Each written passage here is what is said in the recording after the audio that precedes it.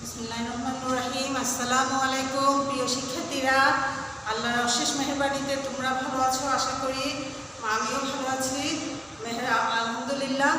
আমরা বন্ধের আগে নগদ প্রবাহ বিবরণী নিয়ে আলোচনা করেছিলাম। নগদ প্রবাহ বিবরণী কি, নগদ প্রবাহ বিবরণী কয়ভাবে করা যায়, কয়ভাবে করতে হয়, সব নিয়ে মোটামুটি আমরা আলোচনা করেছিলাম। কয় রকম পদ্ধতি সব আলোচনা করেছি, কিভাবে করতে হয়, কাঠামো কেমন সেটাও আলোচনা করেছি।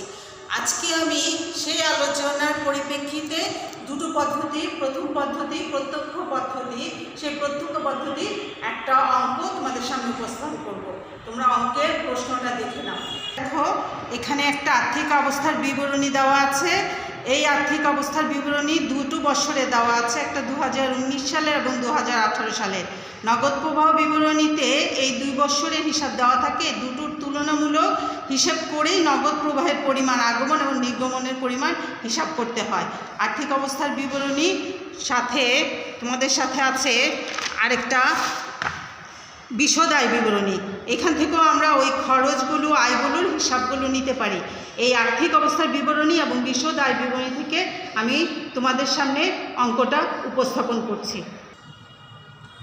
প্রত্যক্ষ পদ্ধতির এই স্বাধীন লিমিটেডের যে প্রশ্নটা তোমাদেরকে আমি দিয়েছি, সেই প্রশ্ন অনুযায়ী প্রত্যক্ষ পদ্ধতিতে আমরা বলেছি যে 3টা ধাপে আমাকে অঙ্কটা করতে হবে। একটা পরিচালন কার্যক্রম, একটা হচ্ছে অর্থায়ন কার্যক্রম, একটা হচ্ছে কি কার্যক্রম, 3টা কার্যক্রম, পরিচালন কার্যক্রম, অর্থায়ন বিনিয়োগ কার্যক্রম আর অর্থায়ন কার্যক্রম। এই 3টা কার্যক্রম থেকে আমাকে এই নগদ প্রবাহ বিবরণীটা প্রস্তুত করতে হবে। প্রশ্ন তোমাদের সামনে আছে, তোমরা প্রশ্নের সাথে মিলিয়ে নাও। আমি তোমাদের প্রত্যক্ষ পদ্ধতির অঙ্ক বোঝানোর সময় তখন আমি বলেছিলাম যে তোমাকে প্রাপ্য হিসাবের প্রাপ্তিটা বের করে নিতে হবে, পরিশোধগুলো বের করে নিতে হবে আগে প্রত্যক্ষ পদ্ধতিতে, যেটা আমি পরোক্ষ পদ্ধতিতে করবো না। তো আমার প্রশ্ন অনুযায়ী আমি আগে প্রাপ্য হিসাবের প্রাপ্তি কী কী আসে, মানে যেসব খসড়া কাজগুলো আছে সেই খসড়া কাজগুলো আগে করে নিচ্ছি। তোমরা প্রশ্নটার সাথে মিলিয়ে তারপর দেখো খসড়াগুলো। প্রথমটা হচ্ছে তোমার প্রাপ্য হিসাব হতে নগদ প্রাপ্তি।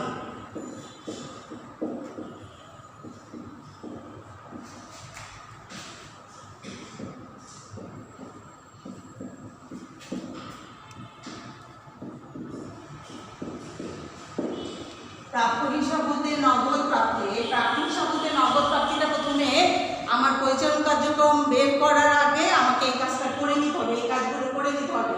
তাহলে প্রাপ্য হিসাব হতে নগদ প্রাপ্তি সরাসরি আমার দেওয়া নাই। আমরা জানি বিক্রয় করলে প্রাপ্য হিসাব তৈরি হয়। তাহলে বিক্রয় দেওয়া আছে আমার 1,48,750। আর এটা থেকে আমি তোমাদের দেখিয়েছি বৃদ্ধি হলে বিক্রয় থেকে বাদ দিব, হ্রাস হলে সেটা যোগ করব। এখানে আমার এটা বৃদ্ধি ঘটেছে। বৃদ্ধি ঘটেছে আমার 2019 আর 18 সাল, 18 সাল এবং 19 সালের তফাতের পার্থক্য থেকে 19 সালে সেটা আমার বৃদ্ধি ঘটেছে। আমি দেখাচ্ছি তোমাদের।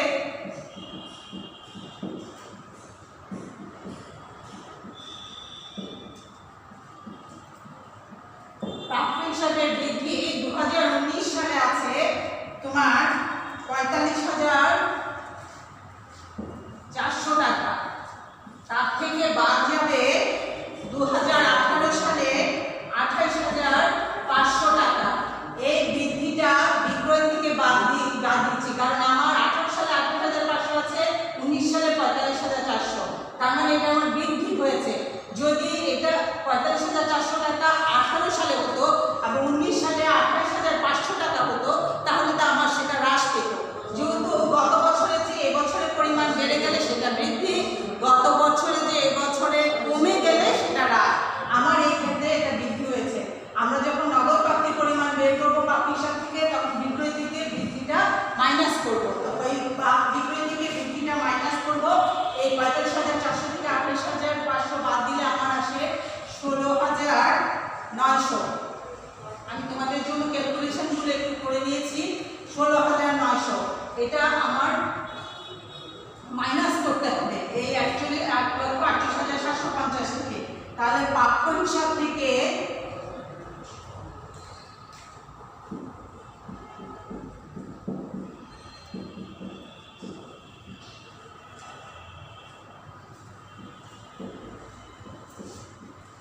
প্রাপ্য হিসাব হতে নগদ প্রাপ্তির পরিমাণ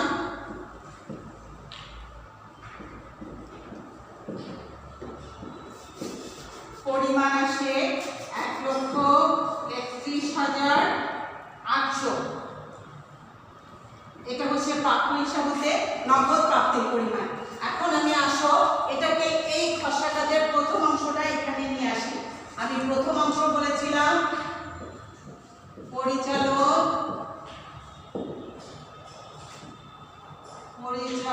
কার্যক্রম হতে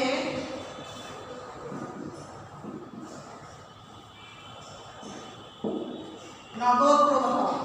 এটা আমার নগদ প্রবাহ বিবরণীর প্রথম ধাপ। এটা প্রত্যক্ষ পরোক্ষ পদ্ধতিতেও থাকবে, তো প্রত্যক্ষ পদ্ধতিতে প্রথমে খসড়া করে নিতে হয়। তো এই পরিচালন কার্যের মধ্যে নগদ প্রবাহের প্রথমটা হচ্ছে প্রাপ্য হিসাব হতে নগদ প্রাপ্তিগুলো লিখতে হবে। নগদ প্রাপ্তি আমার শুধু আছে প্রাপ্য হিসাব হতে নগদ প্রাপ্তি, আর অঙ্কের মধ্যে তুমি আর কোনো প্রাপ্তি নেই। অন্য প্রাপ্তি থাকলেও সেখানে এটা এসে যাবে। তো প্রাপ্য হিসাব হতে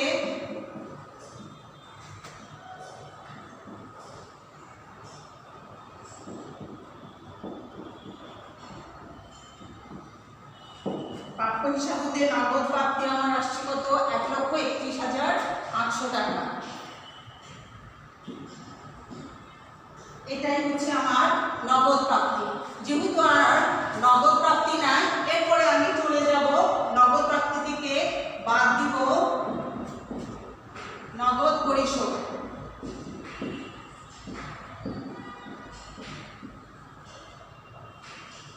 নগদ পরিশোধ আমার কয়েকটা জিনিস আছে। আমরা নগদ পরিশোধের কয়েকটা কাজ করে নিই। প্রদেয় হিসাবে পরিশোধ, প্রদেয় হিসাবে নগদ পরিশোধটা বের করে নিই।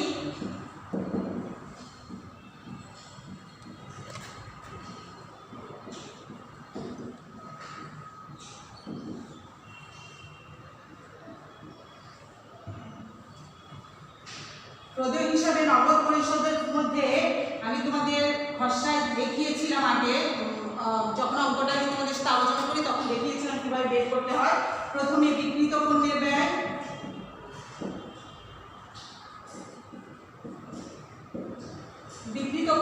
দেওয়া না থাকলে বিক্রিত পণ্যের ব্যয়টাও তোমাকে বের করে নিতে হবে। আমার বিক্রিত পণ্যের ব্যয় দেওয়া আছে। বিক্রিত পণ্যের ব্যয় হচ্ছে 49,730, তোমার অঙ্কের প্রশ্নের মধ্যে আছে। তার সাথে যোগ করব মজুর পণ্যের বৃদ্ধি,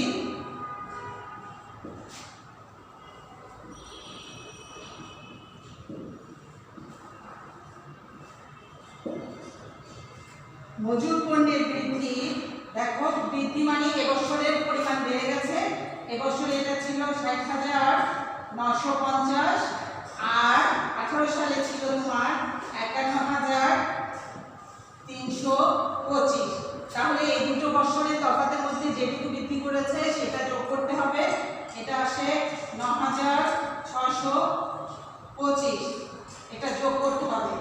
যোগ করলে আমি পাই 59,355, এই টাকাটা পাই।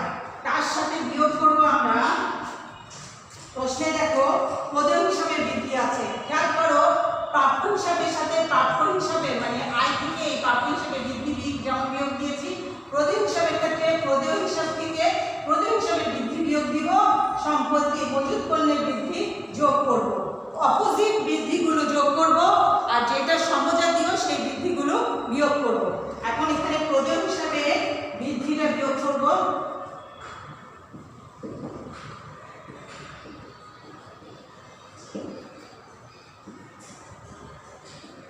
প্রদেয় হিসাবে বৃদ্ধি এবছর হচ্ছে 36,000। একটু দেখি প্রশ্নটা। এবছর হচ্ছে 36,600, আর গত বছর ছিল 13,140। তোমার বৃদ্ধি হয়েছে, যেটা আমি মাইনাস করব, 23,460।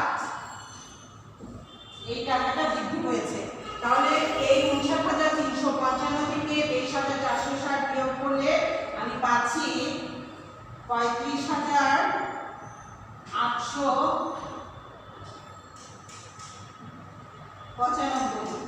এটা হচ্ছে প্রদেয় হিসাবে নগদ পরিশোধের পরিমাণ। আমি লিখি প্রদেয় হিসাবে নগদ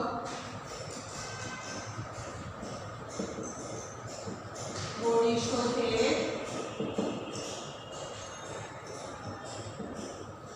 পরিমাণ। তাহলে প্রাপ্য হিসাব হতে নগদ প্রাপ্তির পরিমাণ আমরা বের করেছি। এরপরে আমাদের কাজ ছিল প্রদেয় হিসাবে পরিশোধের পরিমাণ বের করা, সেই প্রদেয় হিসাবে পরিশোধের পরিমাণ বের করেছি। এখন আসো অঙ্কের মধ্যে আসো নগদ পরিশোধ যেগুলো লিখেছি সেখানে প্রথমটাই লিখি আমি প্রদেয় হিসাবে নগদ পরিশোধ।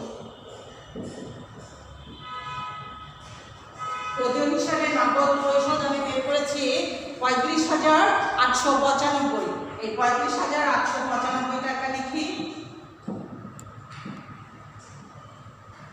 এরপরে আছে পরিচালন ব্যয় নগদ পরিশোধ।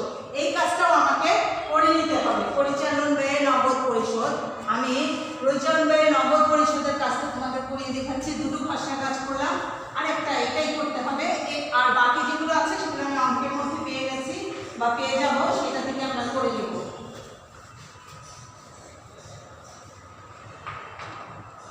3 নম্বর ভাষা কাজ হচ্ছে পরিচালন ব্যয় নগদ পরিশোধ। এটাও বের করতে হবে।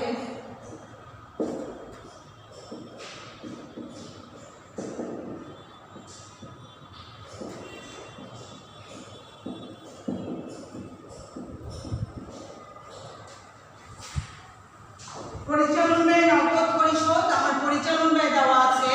দেখো প্রশ্নে দেখো পরিচালন ব্যয় দেওয়া আছে 7,335 টাকা। তারপর সেখান থেকে প্রদেয় খরচ হ্রাস। প্রদেয় খরচও তুমি অঙ্কে দেখো পাবা, সেটা প্রশ্নে পাবা, সেটা দেখো। প্রদেয় খরচ হ্রাস, প্রদেয় খরচ হ্রাস হচ্ছে 9,415 মাইনাস 6,050। প্রশ্ন দেখো, প্রশ্ন দেখলে তুমি পাবা। সরি, এটা তো প্রদেয় খরচ হ্রাস, হ্রাসটা যোগ হবে, বৃদ্ধিটা বিয়োগ করেছি, হ্রাসটা যোগ করছি। এটা খরচ, এর আগেটা ছিল খরচ ছিল না, এটা হচ্ছিল প্রদেয় হিসাব। এর আগে যেটা প্রদেয় হিসাব সেখানে প্রদেয় হিসাব বৃদ্ধি ছিল, এখন এটা হচ্ছে খরচ। যেহেতু আমি খরচটা বের করছি পরিচালন, সেহেতু পরিচালন ব্যয় থেকে প্রদেয় খরচ হ্রাসটা যোগ করব। যোগ করলে এখানে এবছর এসছে 9,415, এটা ছিল 18 সালের, এটা হচ্ছে চলতি বছরে 6,050। আমার কি পরিমাণ হ্রাস হয়েছে? আমার হ্রাস হয়েছে 3,365 টাকা। এত টাকা হ্রাস হয়েছে। তাহলে এটা যোগ করলে আমি পাচ্ছি 10,700 টাকা। এটা হচ্ছে পরিচালন ব্যয় বাবদ পরিশোধ। পরিচালন ব্যয় নগদ পরিশোধ।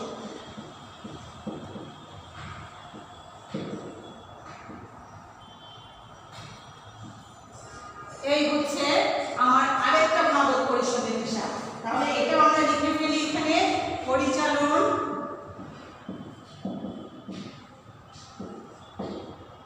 ব্যয় নগদ পরিশোধ।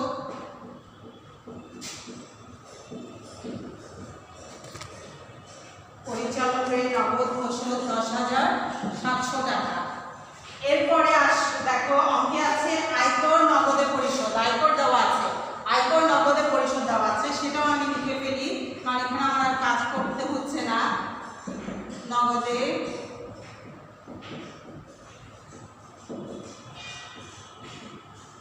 আয়কর নগদে পরিশোধ 3,635 টাকা। আরেকটা হচ্ছে সুদ খরচ বাবদ নগদের পরিশোধ, সেটাও আমার প্রশ্নে দেওয়া আছে। সুদ খরচ নগদে পরিশোধ। সুদ খরচ নগদে পরিশোধ দেওয়া আছে 1470। তাহলে টোটাল এই খরচটা হচ্ছে আমার নগদ পরিশোধ হচ্ছে, মোট নগদ পরিশোধ এসছে আমার 51,000। তোমরা এটা যোগ করে নিও, আমি ক্যালকুলেশন করেছি সেজন্য আমি করে ফেলছি 51,700 টাকা। এই সব হচ্ছে টোটাল, এই সবগুলো মিলে টোটাল আমার আসছে 51,700 টাকা। তাহলে প্রাপ্তি থেকে নগদ পরিশোধ আমি বিয়োগ করব। প্রাপ্তি হচ্ছে আমার 1,31,800 আর 51,700 টাকা হচ্ছে আমার পরিশোধ। বিয়োগ করলে আমি যেটা পাবো সেটা হচ্ছে পরিচালন কার্যক্রম হতে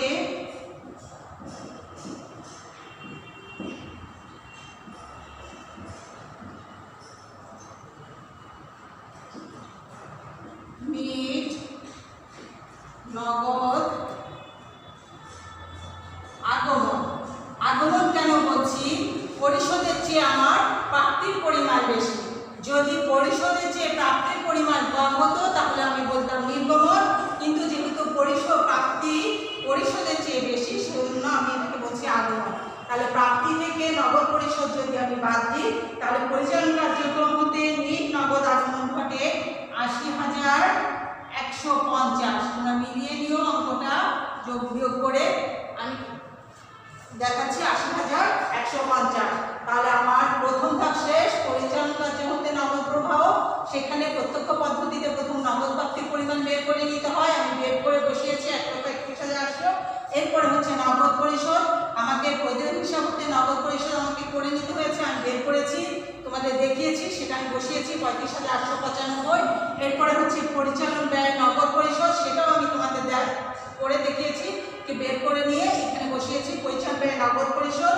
তারপর আয়কর বাবদ নগদ পরিশোধ, সেটা আমার সরাসরি দেওয়া আছে প্রশ্নে, সেটাও বসিয়েছি। সুদ খরচ নগদে পরিশোধ, সেটাও আমি লিখেছি। তাহলে টোটাল নগদ পরিশোধের পরিমাণ 51,700 টাকা বাদ দিয়ে আমি পাচ্ছি পরিচালন কার্যক্রমে নিট নগদ আগমন। এটা আগমন ঘটেছে কারণ এটা পজিটিভ রেজাল্ট এসছে। যদি এটা নেগেটিভ রেজাল্ট হতো তাহলে এটা আগমন হতো না, এটা হতো নির্গমন। আমরা এটা আগমন করেছি। এরপরে আসো আমার সেকেন্ড ধাপ, দ্বিতীয় ধাপ। দ্বিতীয় ধাপ হচ্ছে তোমার বিনিয়োগ কার্যক্রম হতে নগদ প্রভাব।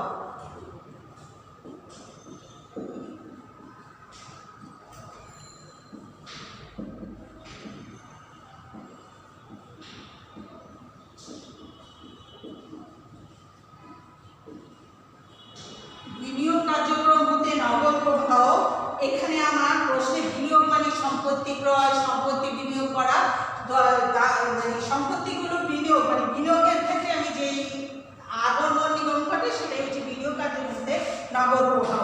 তাহলে আমি এখানে যন্ত্রপাতি প্রথমে লিখব, আগে আয়টা লিখব, যন্ত্রপাতি বিক্রয় হতে, তুমি প্রশ্নে দেখো, প্রশ্নের মধ্যে যন্ত্রপাতি বিক্রয় হিসাব দেওয়া আছে একটা, সেই যন্ত্রপাতি বিক্রয় হতে নগদ প্রাপ্তি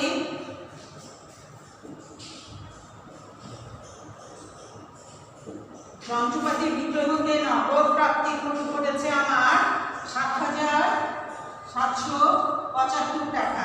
এটা তুমি দেখবা 7,775 টাকা প্রশ্নে দেওয়া আছে যন্ত্রপাতি বিক্রয়। তুমি অন্যান্য তথ্যাবলীর মধ্যে তুমি এটা পাবা 3 নম্বরে।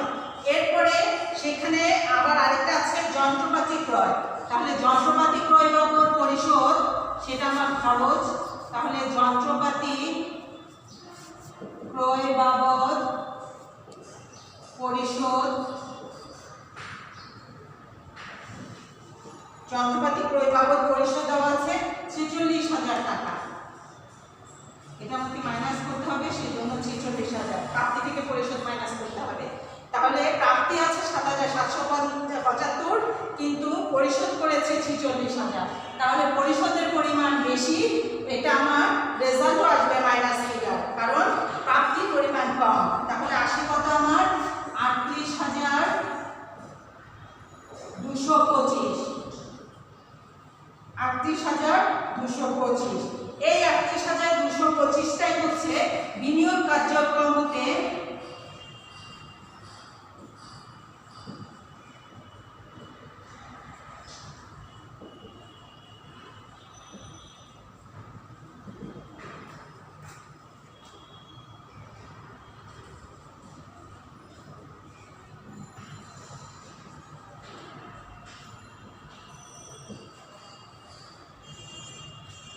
দেখো এটা পজিটিভ রেজাল্ট, তাই আমরা এটা বলেছি আগমন।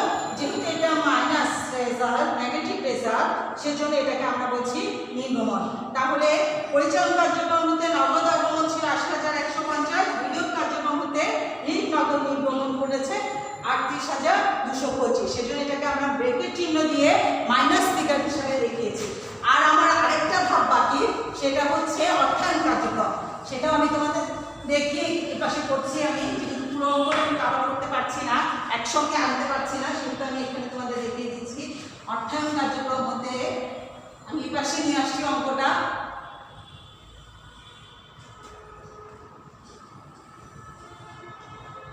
তিন নম্বর ধাপ হচ্ছে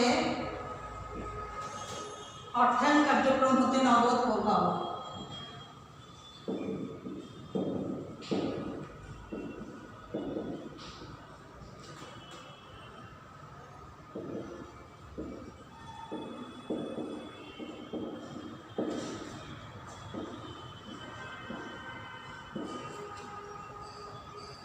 এই অর্থায়ন কার্যক্রমে আসো। অর্থায়ন কার্যক্রমে শেয়ার ইস্যুতে নগদ প্রাপ্তি, তুমি প্রশ্নের মধ্যে দেখো শেয়ার ইস্যুতে নগদ প্রাপ্তি দেওয়া আছে, সেটা আমরা আগে আনবো। প্রাপ্তিটা আগে লিখবো সবসময়। দেখো পরিচালন কার্যক্রমে প্রাপ্তি আগে, বিনিয়োগ কার্যক্রমেও প্রাপ্তি আগে। আগে প্রাপ্তিগুলো আগে লিখবো, কারণ প্রাপ্তি থেকে পরিশোধ বিয়োগ করতে হয়। শেয়ার ইস্যুতে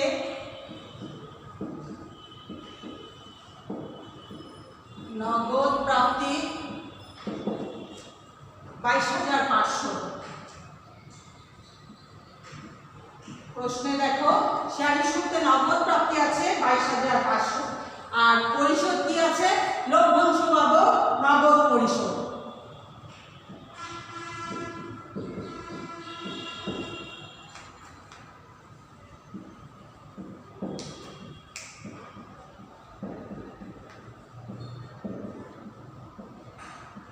লভ্যাংশ পাবো, নগদ পরিশোধ। লভ্যাংশ পাবো, নগদ পরিশোধের পরিমাণ কিন্তু প্রাপ্তির চেয়েও বেশি। এখানেও এটা মাইনাস ফিগার 41,700।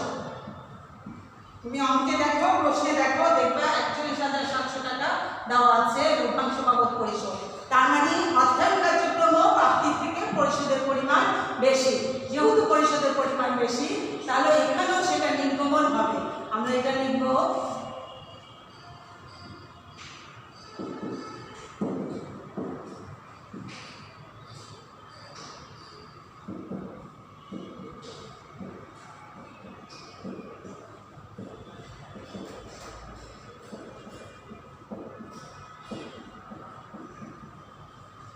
নিজ নগদ নির্গমন আসে তোমার 19,200।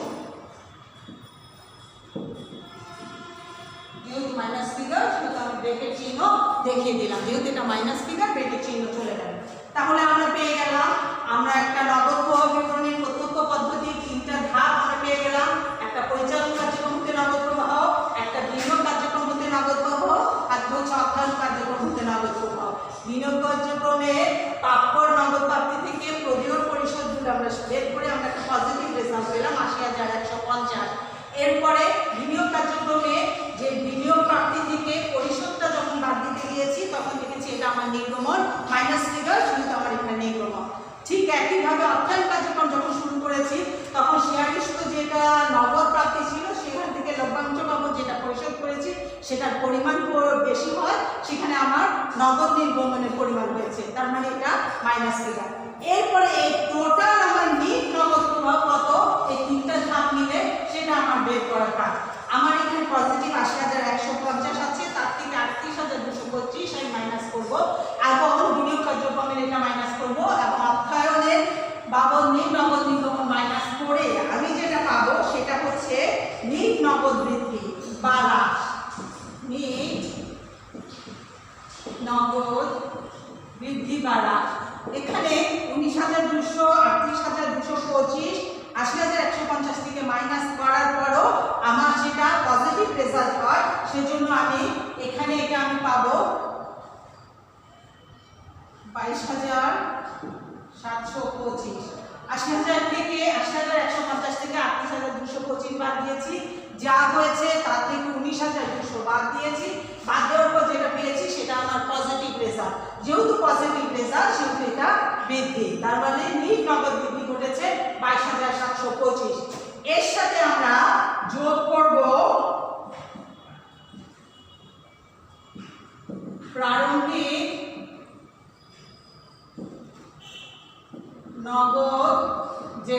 প্রারম্ভিক নগদ যে কোনটা 2018 সালে প্রশ্নে দেখো 2018 সালে নগদ যেটা ছিল সেটাই প্রারম্ভিক নগদ যে, সেটা আমি যোগ করব। সেটা হচ্ছে 23,625। তাহলে